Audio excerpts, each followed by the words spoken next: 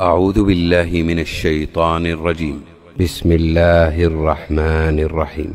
ألم تر أن الله أنزل من السماء ماء فأخرجنا به ثمرات مختلفا ألوانها ومن الجبال جدد بيض وحمر مختلف ألوانها وغرابيب سود ومن الناس والدواب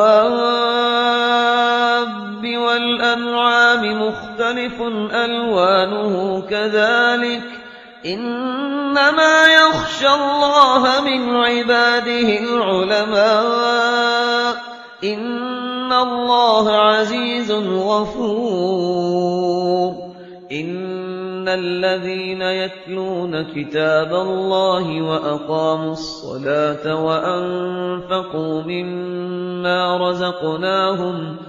وأنفقوا مما رزقناهم سرا وعلانية يرجون تجارة لن تبور ليوفيهم أجورهم ويزيدهم من فضله إنه غفور شكور.